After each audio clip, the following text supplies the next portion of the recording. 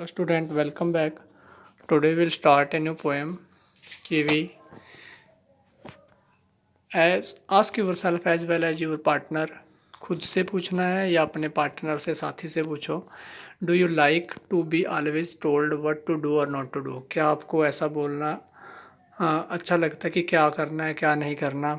Do grownups do this in your experience. Grownups होते हैं आपके जो अपने घर में बड़े होते हैं, माता पिता या कोई और बड़े लोग होते हैं.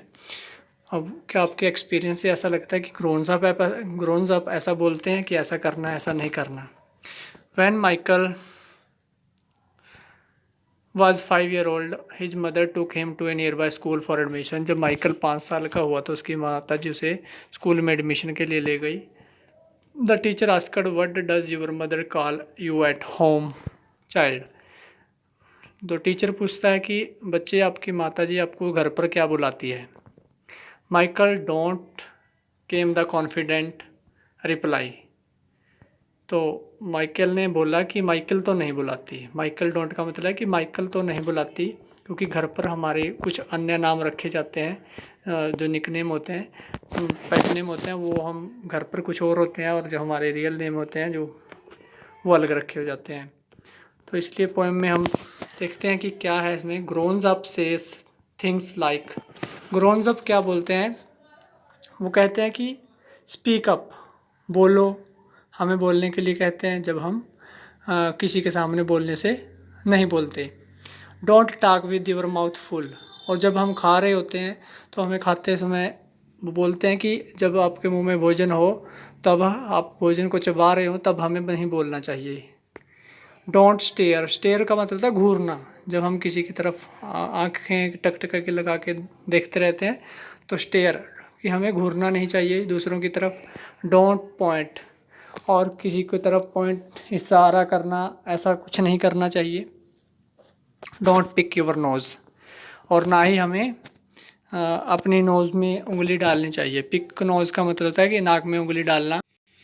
सिट अप से प्लीज़ लेस नॉइज़ कि उठना बैठना इस तरह के ऑर्डर देते रहते हैं. से प्लीज़ तो हमें कुछ बातों के लिए प्लीज़ शब्द बोलने के लिए कहा जाता है कि अगर आपको कुछ चाहिए तो प्लीज़ शब्द ऐसे शब्द बोलने हैं. लेस नॉइज़ आवाज़ शोर कम करने के लिए कहा जाता है बार बार. टीचर भी ऐसा बोलते हैं. Shut the door behind you. जैसे ही आप अंदर आओ तो दरवाज़ा बंद करो या जाओ तो दरवाज़ा बंद करके जाओ. Don't drag your feet. अपने पैरों को घसीट कर मत चलो. Have not you got A hanky. कि आप हैंकी का प्रयोग क्यों नहीं करते. आपको रुमाल का प्रयोग करने के लिए कहा जाता है. Take your hands out of your pockets. अपने हाथों को जेब से बाहर निकाल कर चलो. तो इस तरह की जो इंस्ट्रक्शंस हैं वो जो बड़े लोग होते हैं ग्रोन्स अप होते हैं वो स्टूडेंट या चिल्ड्रन को देते रहते हैं ताकि उनको आगे चल के एक सभ्य प्राणी सिविलाइज्ड व्यक्ति बनाया जा सके. Pull your socks up. और जुराबों को कहते हैं कि अपनी जुराब ऊपर करके रखो. Stand up straight. सीधे खड़े हो. से थैंक यू डोंट इंटरप्ट. और अगर कोई आपके लिए कार्य करता है तो उसको धन्यवाद करना. और किसी की बात में डोंट इंटरप्ट का मतलब है कि किसी के बीच में नहीं टोकना. जब कोई बात कर रहा हो तो उसको बीच में से नहीं टोकना होता. No one thinks you are funny. Take your elbow off the table. कोई भी आपको ऐसा नहीं सोचता कि आप फनी हो मजाकिया हो, परंतु आपको जब आप डाइनिंग टेबल पर बैठे होते हैं तो अपनी एल्बो को नीचे करके बैठो. Can not you make your own mind up about any things. तो यहाँ तक इसे यह पूछा जाता है कि किसी काम को करते समय क्या सम नहीं सोच सकते.